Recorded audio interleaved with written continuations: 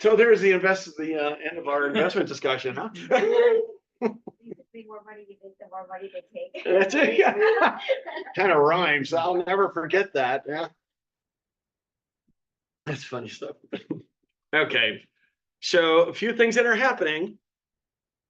There are 48 forms released recently by CAR.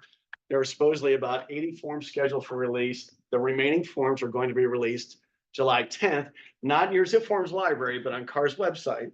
And then on, let me look at here, July 24th, the remaining forms will actually be a part of the Zip Forms library. And some of those things include the purchase contract's been released. Good morning, how are you? Good morning. But one of the most critical ones are two, the seller payment of buyer's brokers form. And then also, so that's changing, and the old one still is in there. And then the BRBC, which is a buyer representation broker commission agreement. So that's going to be changing. And then August 14th, August 17th, rather, there will no longer be compensation offered on the MLS. There's going to be a concession field, and the concession field, oddly enough, can be represented in two ways. It can be a dollar amount, or it can be a percentage of the selling price. You just can't mention the word commissions. But it's interesting in regards to the presentation, if you see something that's being offered, but I think many sellers think, I don't want to pay. So you'll have to negotiate that. And then in the past, there's always been a discussion, or not a discussion, but if an agent just negotiates commissions through a purchase transaction, it's a violation. So all the things that we're talking about now, it's the buyer who's actually negotiating commissions on behalf of the buyer's agent. So keep that in mind. That's a differentiation between what is a violation and what is not a violation in regards to what we're doing. So use the agent. You're not making the request. It is the buyer if you want the seller to pay the buyer's agent's commissions. That's a violation? Pardon me? It's a violation? If it's the agent who is negotiating to have the seller pay the buyer's agent's commissions. So the agent themselves can't ask the seller to pay the commissions. What about the seller's agent? It's the same. The seller's agent, you can negotiate with the seller's agent. Yeah. The buyer's agent can ask the seller's agent. You can ask, right? But if it's something that's put into the purchase contract, if the buyer writes it into the included in the purchase contract is a clause that states we want the seller or someone else to pay the commissions, that's a violation. I don't think that's clear for me. It's not clear for you? Yeah, still don't understand. So you're saying, I know we can't put it on the RPA, that there's a commission, right? That's what you. In a sense, that's what I'm saying, but there's a section in the RPA talking about the seller payment of buyer's brokers, but it's the buyer who's negotiating with the seller to pay the buyer's agent's commissions. But if we write it into the purchase contract and we say, Mr. Seller, you are, here's what I want. I want is commissions. I want you to pay me this amount. That's a violation. So basically, don't put it into the RPA if you can negotiate that over the phone. Well, you can negotiate with the listing agent. You can do that. It's not placed on the Purchase contract. And if there are commissions being negotiated for the buyer's agent, you would use form SPBB, which is referenced on the second page of the section 3 of the purchase contract. So the buyer can actually negotiate with the seller to pay the agent's commissions. technically it's separate negotiation. It is. Completely separate negotiation of the RPA in itself. And you use form SPBB. Yes. Which is in section 3.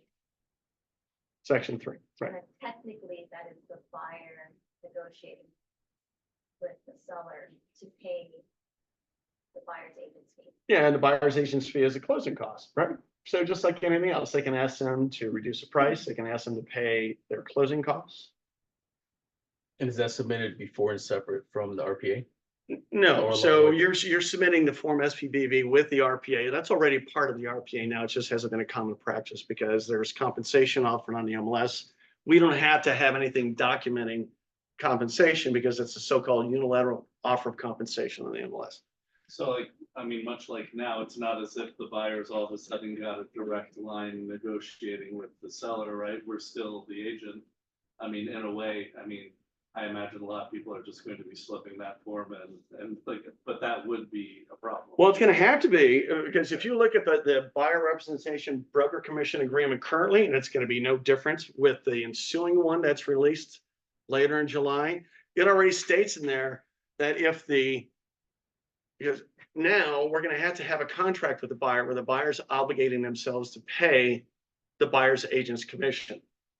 But the buyer may actually want to negotiate with the seller to pay their agent's commissions, right? It's typical now, just like the seller's typically been paying the buyer's agent's commissions. But in the buyer representation broker commission form, it states specifically if the buyer does not have a compensation agreement with the buyer's agents, the seller has no obligation to pay anything. So it's critical that you have that representation agreement. And of course, in the future, we're not going to have any other choice. As there's no offer of compensation and you're not assured of collecting anything unless the buyer's obligating themselves. Then, again, let's say I'm the buyer's agent. Go to an open house, right, love the house. Monday morning, we write an RPA for an offer on the house.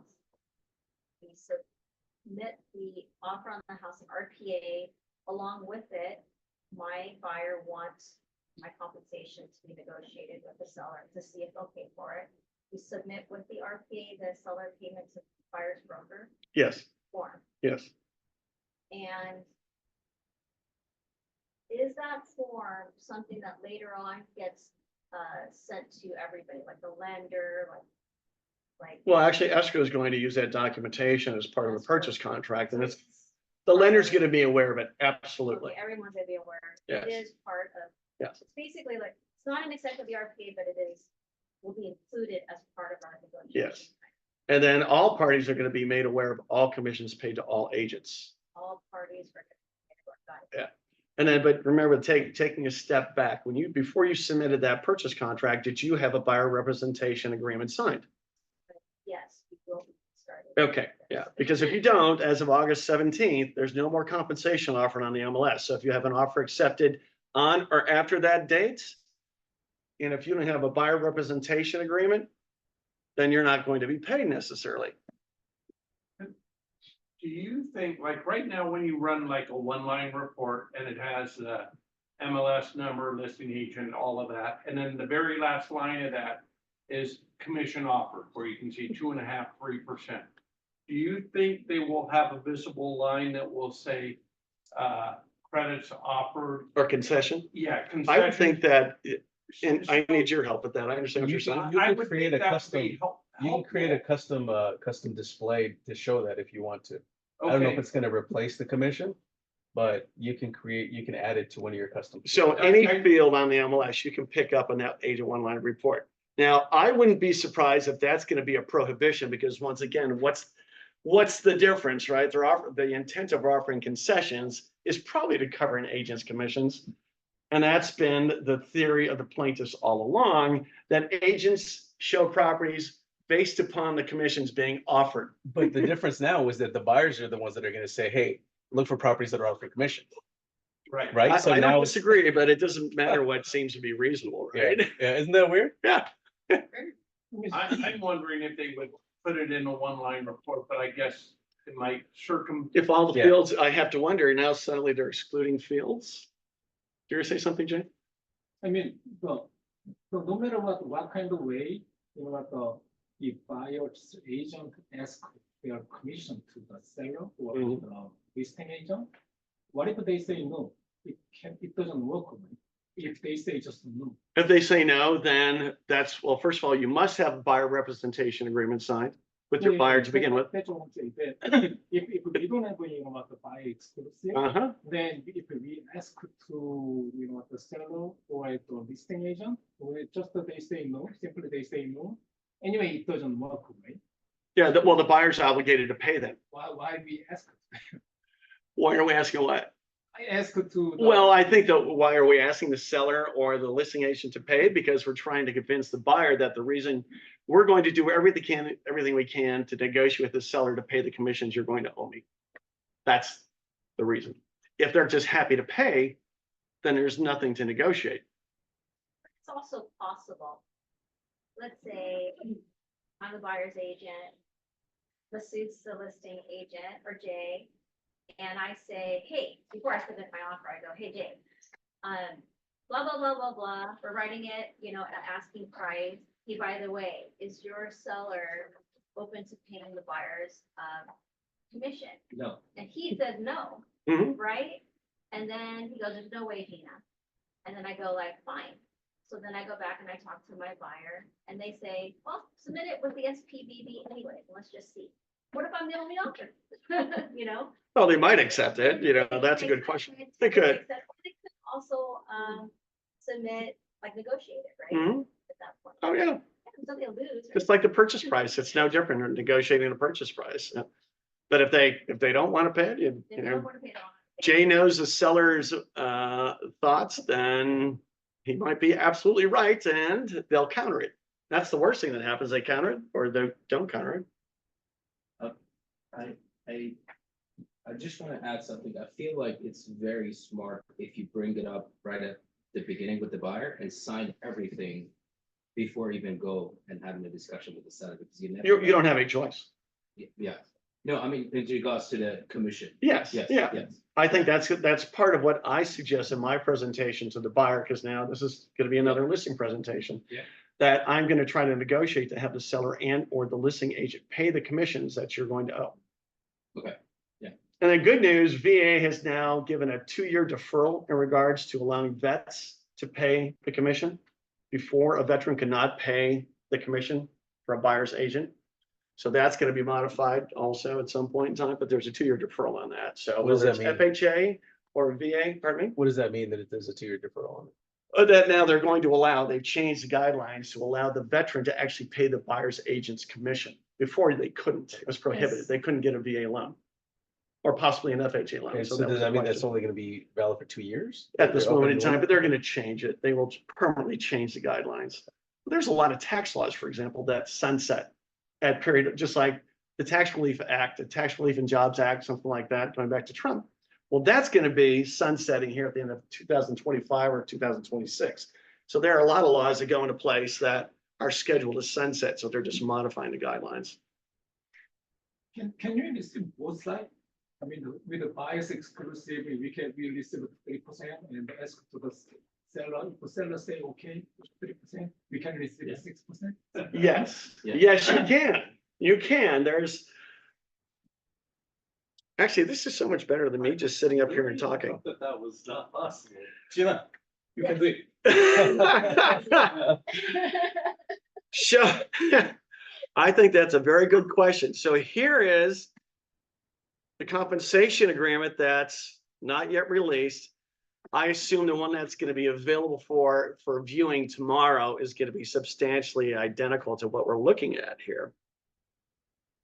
But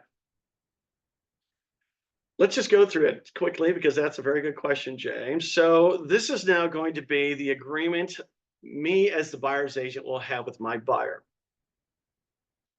And in section, what's interesting about that, this one versus the current one that's available in Zip Forms Library, this has a default language saying it expires in 3 months, no matter what. The other one, you can specify a time frame, just like in a listing contract. Even now, listing contracts are being modified. So the representation period, it's not going to be more than 3 months, no matter what, because you can see the asterisks up above in bold print. Maximum of 3 months from the date of this agreement. And then A2, type of representation, the default is non-exclusive, meaning this buyer could enter into another representation agreement with another agent for services other than what you have outlined here. Do we want an exclusive agreement? Absolutely, because we want them to be contractually obligated to us no matter who they purchase through. I feel like just kind of a comment is, I think that for those savvy buyers though, that work with a lot of agents, they invest in everything, like, I feel like this is just gonna cause a flurry of paperwork, because we're gonna have a ton of buyer's agreements for just a single house at a time, Yeah, you know? I agree with you. Because I know that my people I've been working with, they don't want an exclusive agreement. Mhm. Or maybe you draft an exclusive agreement with the ability for either party to terminate. You could do that. Mm. All right, so it's based upon written notice. You can make it for any time frame you want, 10-day notice. Upon receipt of To at written. least reduce the paperwork. It's probably not a bad idea, and I think maybe the presentation is, let's face it, if you don't like me, you can terminate it. So that's a thought, instead of getting into all these different non-exclusive agreements where they can just terminate it anyways. Then you're back in the same situation that you were, where you were just showing buyers around and they had no obligation to you. So isn't that something that we want? And we want them to feel obligated to us? But that's part of the whole discussion now. This is a value proposition. It's not just talking to somebody coming into an open house and saying, well, I can show you this property. I think you need to convince everybody now. And if you're not convincing them why they should be using you, you're not going to get these representation agreements signed anyways. So we're starting at the back end here. This is the very last thing that happens, just like a listing presentation. Unlike a listing presentation, most don't have the ability to just cancel within a day. But if that's something that's necessary here, then maybe you do that. But I would object to having anybody sign a non-exclusive agreement. I certainly don't suggest that. And then section B1, property types. So the default is single family residential, including condos. So that would include buildings with up to 4 units. Anything more than 4 units would not fall into the default language. You can specify something with more units. The location, what if you just want to contract with them for Orange County and you don't care if they go to San Diego? You can just put Orange County, for example, and then they're free to navigate or look for other properties in different counties. And then B4, the following specify properties only. If we want to narrow it down to just that one particular property where you're making an offer, obviously you can do that. And no one should have any type of resentment or discussion. If I have an exclusive agreement, I make an offer on that property. If they go with another agent for that property, you're still entitled to be compensated. It seems logical to me. It prevents a lot of procuring cause claims. And then the amount of compensation. And Jay, I'm going to get to your question about listing a property, but we can specify the compensation. It can be a percentage of the purchase price. And if we go down to D2, payment from third parties, that shall be credited against buyer's obligation to pay a broker. So if any party other than the buyer pays or remits any compensation to the buyer's agent, it's a credit against what the buyer owes. So Can you you zoom can't into get it? 6%. Oh, no, we're not done. Do you mind zooming into it, Rich? Are you able to zoom into it? I'm sure I can. Excuse me, I have a question. What's that? At this time that they do still post the commission, Mm-hmm. if you do have an agreement with your buyer, you still have to submit that to the escrow, even though that you would get a commission from the other party? Through August 17th, no. But once August 17th happens, there is no offer of compensation on the MLS, so you will be required most likely to submit the buyer representation. No, until August 7th. You don't have to, but you may. We have, at least in one case here, had to submit it because the amount of money that we were owed was greater than the commission the listing agent was paying. So we did submit that buyer representation agreement. That's the only evidence that the buyer has an obligation to pay those commissions.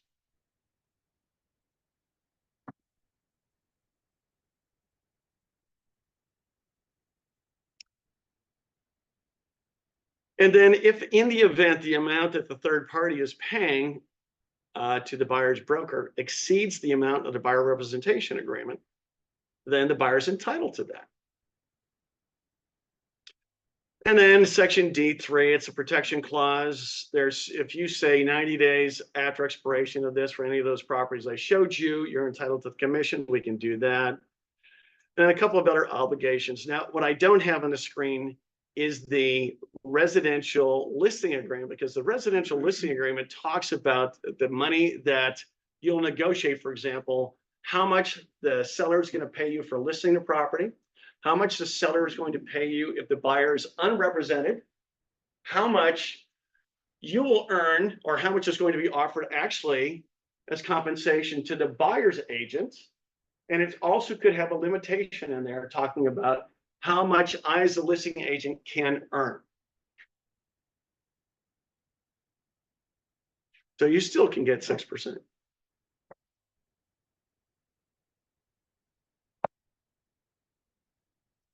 Yeah, hopefully this doesn't close everything on Carlos. As the buyer's agent. As the buyer. Well, if you're the listing agent, right? That's what Jay was wondering, I'd say. If I'm the listing agent, can I still get 6%? Oh, I thought he was asking if you've got like, can you double up? Like if you have an agreement with the buyer for 3, but then the listing agent offers 3. Well, that's exactly what he's talking about. You theoretically still could get 6% if you represent the seller and you represent the buyer. Oh, right? okay. I Yeah. was thinking in terms of just buyer. Yeah. But that language about the credit against what the Buyer agreed with, owes, yes. And that should give them some reassurance, as a matter of fact. No way you would get 9%? 9%. Like you would get 30. You know, if you do, I'd like to hear it. Yeah. There's, That's what Jay was asking. oh, no. Well, he is pretty aggressive, you know?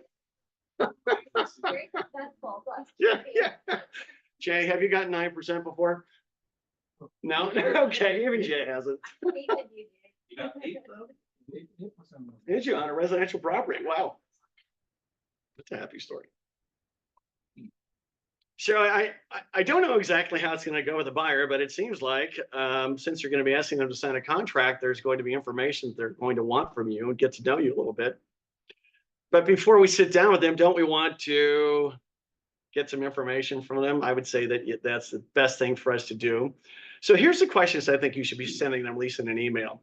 Get all their contact information. Let's simplify the whole thing. And then simple questions. Do you have a property to sell now?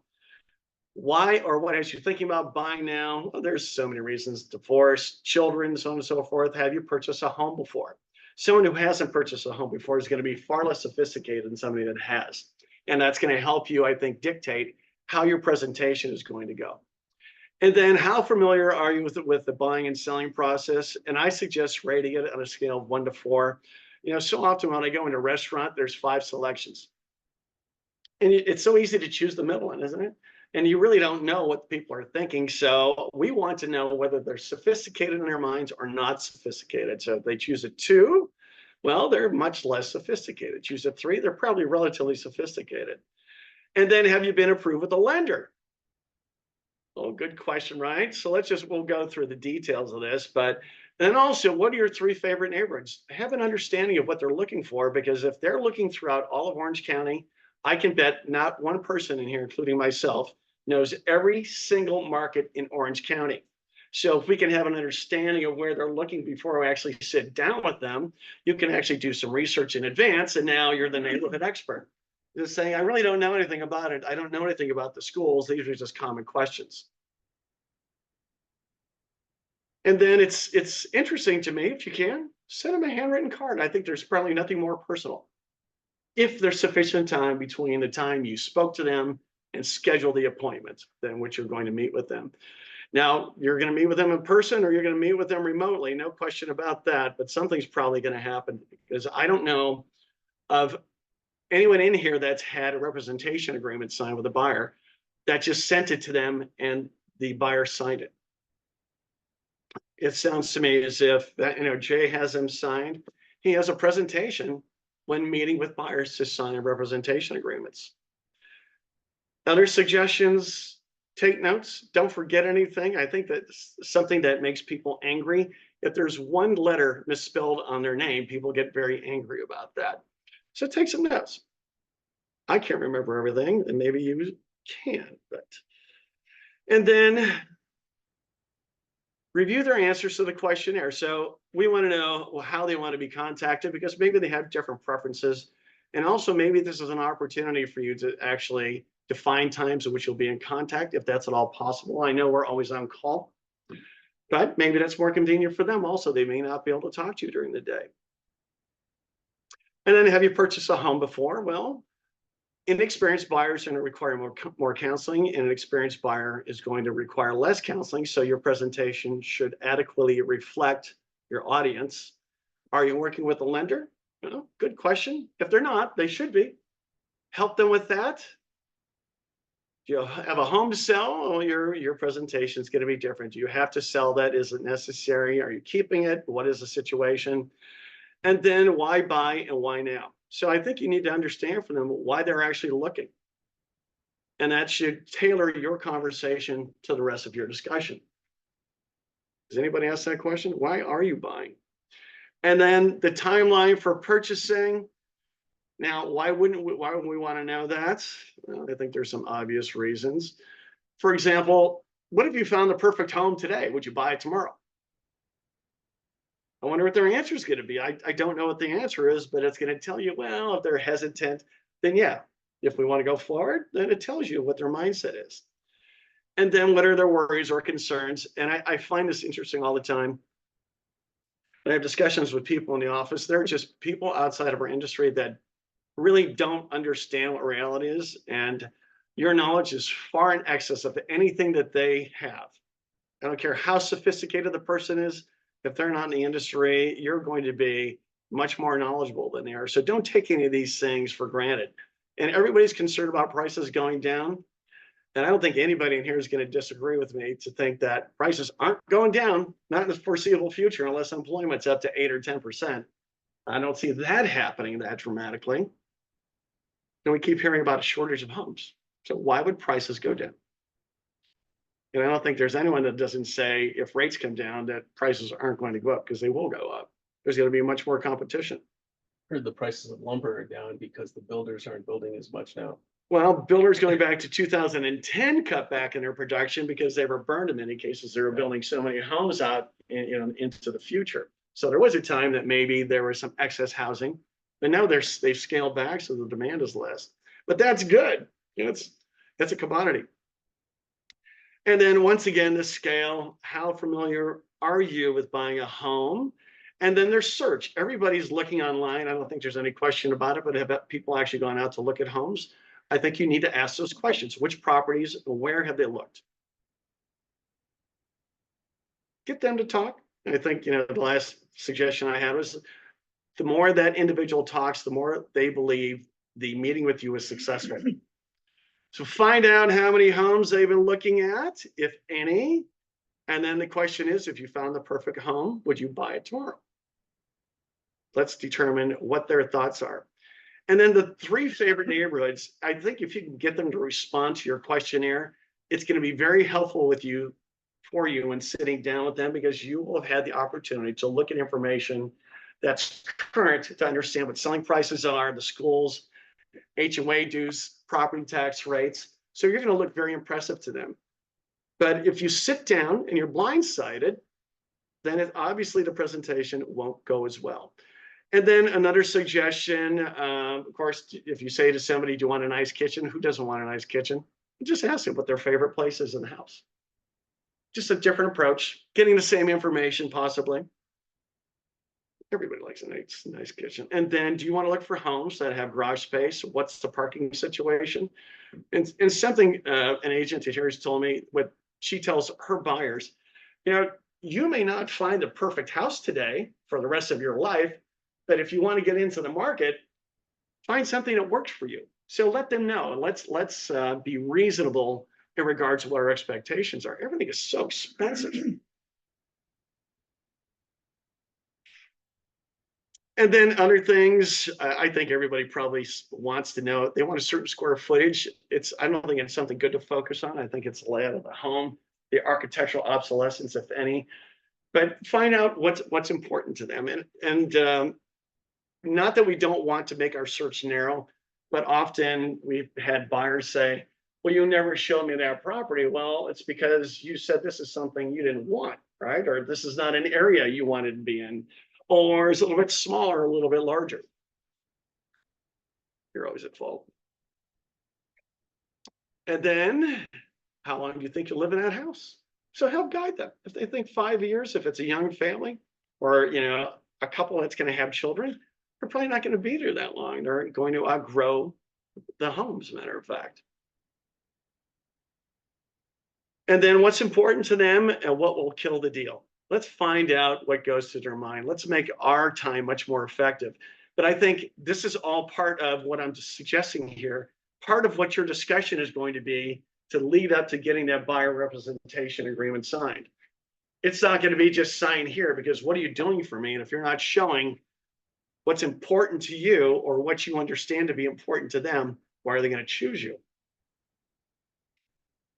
And I am open to suggestions here also, so we can always modify this. And what are you looking for in a real estate agent? What would you be looking for? Maybe they don't have an answer to that, but you can tell them now that you're in the industry. And then what sets you apart from other realtors? Well, something that's common for everybody. We set people up in a gateway. But what is also common, in many cases, people make mistakes in regards to the criteria, and it angers people. They think, okay, you didn't listen to me. That's why taking notes during your discussion, I think, is very, very important. Let's not make a mistake with the things that we have complete control over. And then for you, I think if you're going to be making an offer, how does anyone really know if the asking price is reasonable? What do we all do? Well, we run the CMA, and I think that's something you need to talk to them about. Saying, when we look at a property, the asking price is that, but we don't know if the support or the values in the area support the value of the property that you're interested in. Or maybe, perhaps, it's a great deal, and you should be offering something more because someone else is going to beat you out on that offer. So let them know that you're going to evaluate the marketplace. And then I think reviewing before, most people, when they look at a residential purchase contract today, they just click through and sign, and that's at our risk, that we're taking a lot of risk allowing them to do that. But now they're signing this contract with you. Maybe you need to take them through the purchase contract for them to understand what they're going to be looking at when they actually submit an offer. And if you understand the purchase contract, it's going to help build their confidence in your ability. So for me, I always had notes here because I can't remember everything, but I don't think if I were to hand you a booklet of my discussion here today, you're going to take it home and read it. So everybody has a different approach with listing presentations. I think it's something good to leave with people, but your listing presentation should be a discussion, and you should have notes with you so you don't forget things and go through it. But having them looking at a screen, I don't know if that's going to be terribly exciting, just like nobody here is awake. There's one person that got it, okay. And this is all very important, but I think just briefly touching upon these documents and letting them know how you're going to structure the offer is once again showing your expertise and knowledge. Do people really understand what the disclosure regarding a real estate agency relationship is? Probably not, but you're going to tell them this explains to you, according to the requirement of a civil code, that I explain to you what my relationship is going to be when I'm representing you. Fair housing, well, kind of speaks for itself. I think it's important that they understand that. It puts everybody on notice, because what we don't want to do is participate in anything that is in any way producing any form of discrimination. And then possible representation more than one buyer or seller. This is a document they're going to see when they submit an offer. This is a document that's going to be attached to a listing contract, for example. It's not showing the screen. No, it's not? No, You sorry. only shared that one program. All right. I see what you mean. Yeah, glad you told me that. No? So you can end the share and then reshare your screen. Okay. Sorry about that.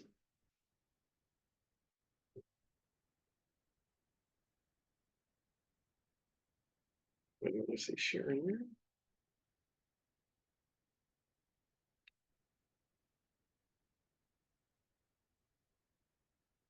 Right, now I need help, Carlos. We just do share the screen. We should be fine. Oh, yeah, go here. Okay, And then screen share. Cancel that. thank you. Okay, thank you. Sorry about that. Thanks for your help, Carlos.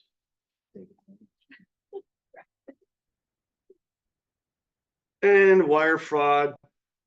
When they're submitting money to escrow, they need to speak verbally with the escrow officer to confirm the wire instructions. There's too much fraud that's taking place. It's becoming more and more prominent. So put them on notice of that. And then here's the new advisory that's in the purchase contract, the buyer's homeowner's insurance advisory. You know, State Farm is applying for a 30% increase in regards to their insurance premiums. So it is a separate, distinct contingency in the purchase contract now. If the cost is prohibitive or the availability, that is a valid reason for a cancellation of a contract by a buyer. And I think people are shocked in regards to what the cost of insurance is now. So this is a new advisory that's included in this packet for the purchase contract. What's going to happen if all the insurance companies just leave California? Well, that's why they're allowing them to increase their insurance rates now, because many have left California. There's a so-called California Fair Plan. That's the last resort. But then there's also a supplemental plan you have to purchase along with that to have complete coverage as you would for the traditional insurance policy.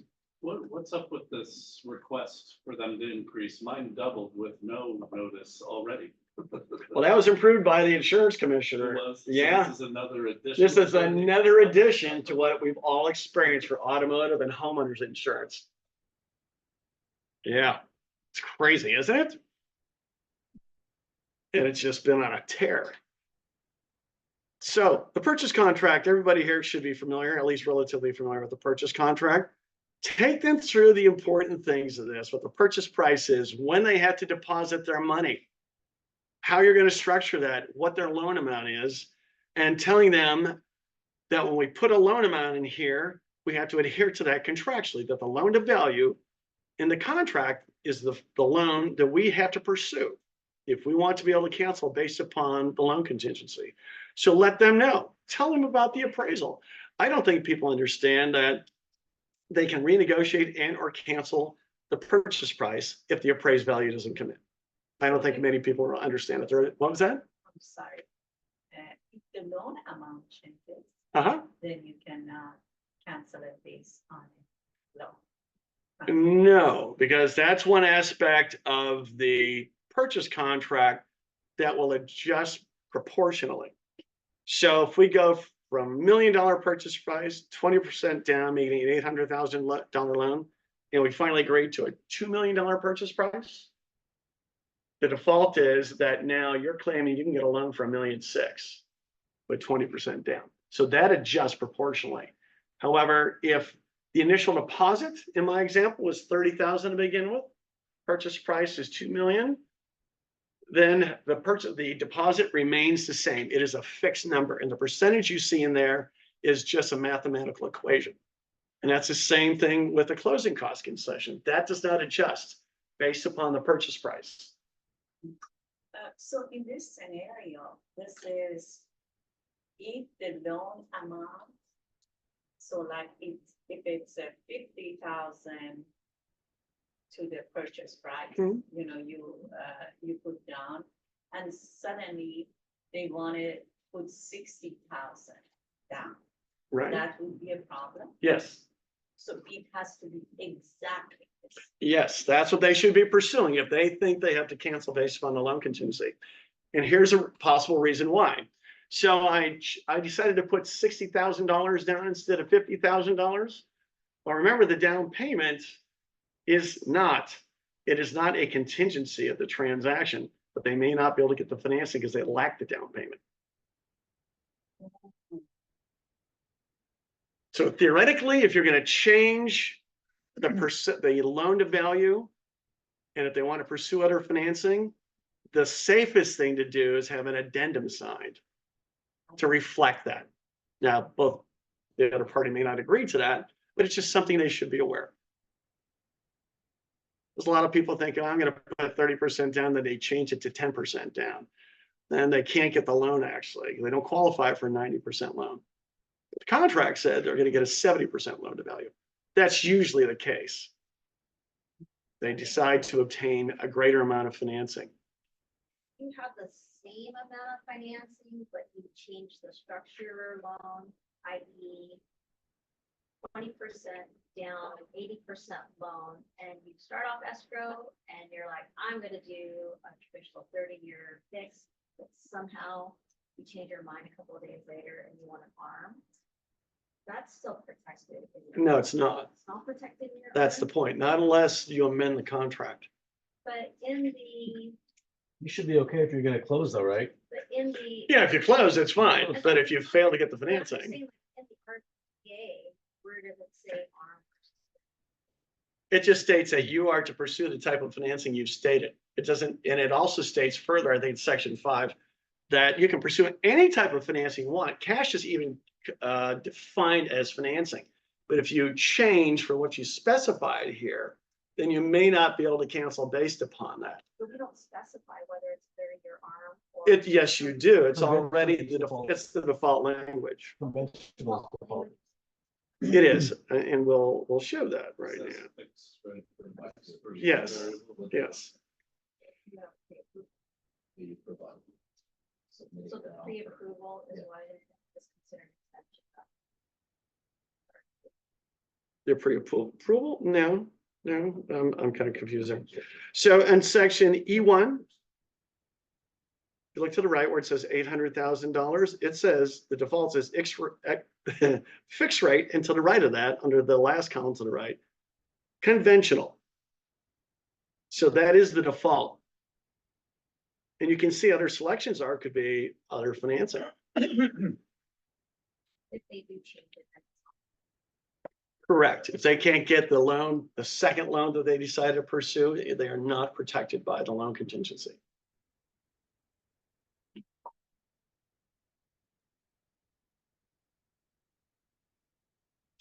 So we were talking about section G3 previously. Seller agrees to pay the obligation of buyer to compensate buyer's broker under a separate agreement. And that's referring to form SPBB. So this is when the buyer is negotiating to have the seller pay the buyer's agent's commission. So you can point this out to them. So it's gonna be pretty much standard. It is Checking standard. that Yeah. box. Yeah. I would think most buyers are going to ask the seller to pay the buyer's agent's commissions. I do. And then people argue, well, I'll just offer less money. As long as the seller understands that what they're netting is the most important thing, then that's fine. That's my approach. And what am I going to net in a transaction? I don't care what I'm selling it for. And then the other things, verification of all cash. This is a good reason for you to explain to that when we're making an offer, because sometimes buyers are hesitant to give you documentation and expect you blindly to submit an offer. So you need evidence of money. You need to have a pre-approval letter. You need evidence that they have sufficient money to close the transaction. So these are all things, if you put them on notice, they're more likely to have a better understanding. And the appraisal contingency, so on and so forth. Now, how much time you spend going through this, I think you're going to have to look into their eyes. If they're getting glazed over, you may want to consider moving on. So that's a thought. But I think we're trying to demonstrate our value and our knowledge. That's really where we're at. All right. There it is. Would you leave a copy of it with them? I don't see why not. If you want to bring it, I think just most people, they have so much, or they really just sit there and look at it. Probably not, but maybe it could be or represent some type of collateral material. So currently, the seller payment to buyer's broker, that's the form we're looking at. This is going to be changing, but I just wanted to make sure that you see that there is an existing form and it's going to be changing And one aspect of this, for this to be to obligate the seller is section I at the very top. Buyer and buyer's agent have already entered into a buyer representation agreement.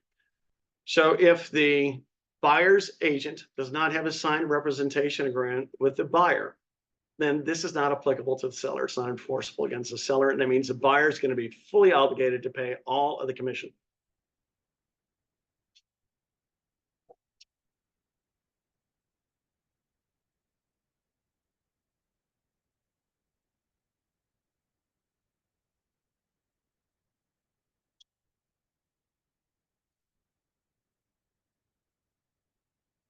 And this is the existing form, or let's go down to it.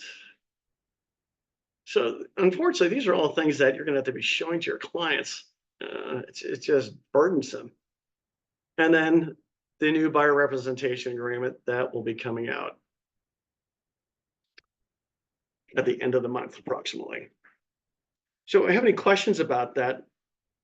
I think that what we want to get to is you need to have, and we can share this with you, so you don't have to create something new, but you need to have notes that you're going through and questions that you need to ask, and a process actually to take them through as you ask them to sign these agreements. I think everybody's going to be reticent to sign a buyer representation agreement because we're not accustomed to it. And certainly the general public is not accustomed to doing this.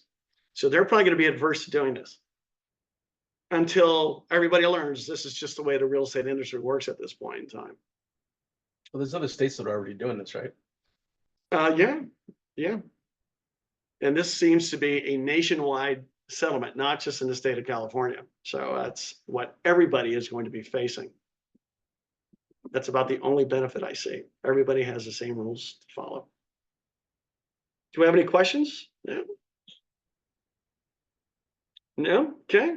All right. Well, look for the new forms. And we were thinking that maybe we would schedule a class because it's far different sitting here talking about it as opposed to maybe asking people to come in with their laptop and having you complete these different forms. Because if we ask you to go home and do it, you may not do that. But at least if you are willing to come into the office, you might do it, with everybody present, so we can just work through it together. So workshop. Yeah. It's a simple way of explaining it. Thank you. I should have thought of the word. And that new deadline date is October 17th. Is that what it is? No, it's August 17th. August 17th. Okay. So if you think about that, that is a little over a month from now that no longer will compensation be offered on the MLS. And how long does it take you when working with the buyer to successfully enter escrow? So after that day, without a buyer representation agreement, you're not assured of being paid.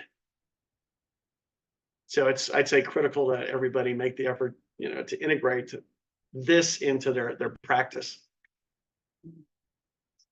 And show them up front why they should be using you. Right? Worst case is, do you get a non-exclusive agreement or get an exclusive agreement and you give them an opportunity to cancel in a short period of time? So I had a question, Rich.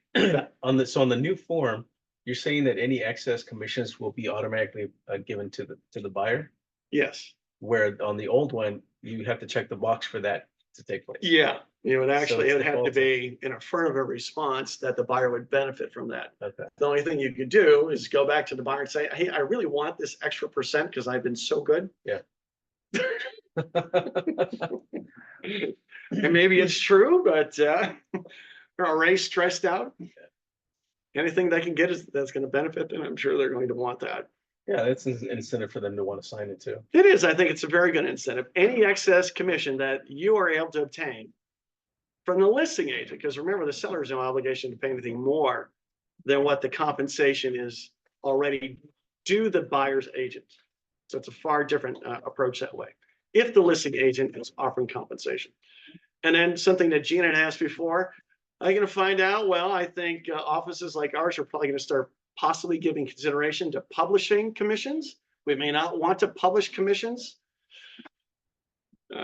I think that's something to be decided. So you might be making phone calls or emails to listing agents saying, are you offering any compensation? And then obviously, Isn't that the DOJ the DOJ said that they're trying to fight that. Yeah, who knows what's gonna happen, right? That they don't want, well, they didn't want any form of advertising, I think, and who knows, they might even fight to disallow any compensation paid by the seller. Yeah, I was driving this. well, It's ridiculous. it's the current administration. They are antitrust. They're going after everybody. Then the sellers will just lower all the prices. Yeah. Sure they will. Yeah. So, I'm sorry if I've been half listening about the exact revision of the form. Is the current form that you would go in and select from the library right now is the new, It is not. it is not? It is not until July. Or you're not allowed to use it ahead of time, right? Well, you're gonna have draft stamped all over it. Right, right. They're not gonna give you a clean form. So we are in a weird position right now. But we should still use the old version of the buyer's. Yes, yes. It just may not have all the same language, Correct. but you're still able to protect yourself by saying. Yeah, you're protected by that. Right, right. The good news about the buyer representation agreement now is that there's no 3-month automatic expiration date. And you can still make it exclusive or non-exclusive. Are we allowed to have- Should be quicker on the draw. Oh, yeah, it's actually on CAR's website. I can send you this. Yeah. Yeah, we can send it to you. Wasn't any changes recently with the With the phones? forms? Oh, the forms? Yeah, 49 forms were changed as of June 24th, or the week of June 25th. Okay. So there's another 39, I think, that were scheduled to be released at that time, which are coming out July 24th. For the, sorry, So there are about, I'll round it, there are a total of 80 new forms and or revisions to existing forms, so 80 forms affected. I think 40 were released, and the other remaining 40 are going to be released. Oh, 40 additional forms. Yeah, I think it's a little less than that right now, regardless of what's held up, yes. Because I just saw that one question was added to their offer. Yeah, that's, so they were all scheduled to be released the week of June 25th, but they decided because of the lawsuit, when the DOJ further investigating, to hold those back. Gina, you had a question? Buyer representation agreement, that's launching August 17th. The new one, The new correct. one, The new one. And then what's the other new ones are coming in, I'll send you a list. a bunch of them? Yes. There's a number of them, right? The 8/17 is the date that I have to. Well, the forms are gonna be released July 24th, but it's gonna be implemented in the MLS August 17th. Oh, Yeah, so the implementation in your zip form library So everything will be in July 24th for us. to start. on CAR's website. Yes, so you have to actively go in there for a reason, just to review and study that.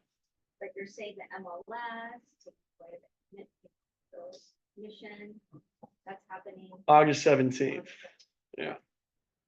Today's the 9th of July? Yes. Yeah, okay. So yeah, it's here. So the BRBC, is one currently in the Zip Forms library, but obviously the one that's gonna be released August 17th is not available for your use per se. But there's similarities. Okay.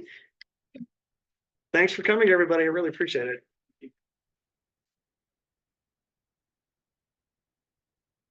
Signed out there. So we have drawings for movie tickets. I know most of you had cards with you, so that was good. We're getting better at that.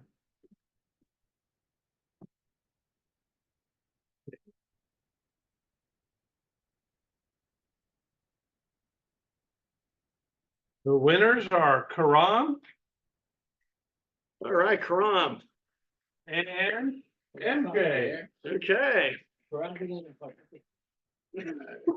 He was listening the whole time. I was watching him. All right. I have another Go ahead. what the protocol for open houses will be starting August 17th. I have an idea.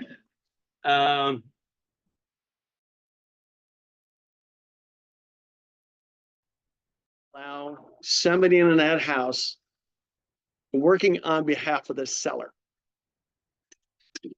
But when they start answering questions about the property, suddenly now there becomes requirements of them in regards to disclosing what their relationship now consists of with that buyer. So there's still information being released in regards to how open houses are going to be managed. But I would say, to the extent that the listing agent doesn't want them coming in without an agent accompanying them, or without them signing a login, a form to identify them, and or if you use the other form that identifies the agent they're claiming to work with, you don't have to let them in. Now, is that going to make them angry? Like if they're agents, they'll find that with the house, they would- Or at least on one of the sign-in forms, it asks, for your contact information, and are you working with an agent? And if so, what is the name of the brokerage?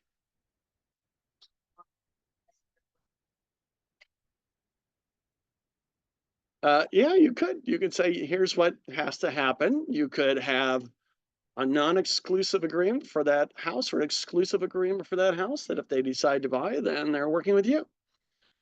You could do that. It might be a little bit too much. So I think I have some work to do in regards to understanding exactly what the process, or what you can do, or what you choose to do, from being lenient to extreme. Yeah. Well, I can picture a lot of people just walking through and the agent allowing them in. Yeah. There Anyway, was talk of a special form, so they're down to the wire on this. there are two.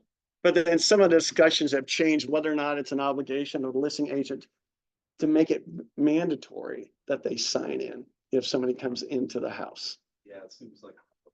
Oh my God, yeah. It's not even plausible.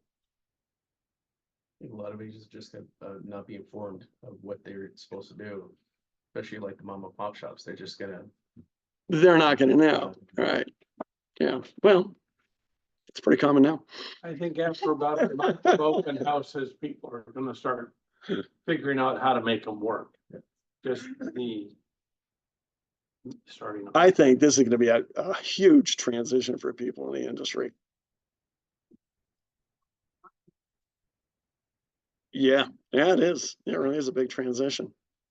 It's going to have a huge transition when you haven't even got started yet. It's kind of better. You just learn Maybe. the new way, you just learn the new way. I just live in a world of confusion from week to week. Yeah. See, for builders, it seems they're already, because there's gonna be a broker anyways, they're already doing these things where they have people sign in. So for somebody going into a new housing tract, they're already signing in, they're giving some kind of information before they walk through. Now, probably there are those people that really don't give any information, but maybe that's an analogy. It's just no different than if you go to a new housing tract, you're required to sign in.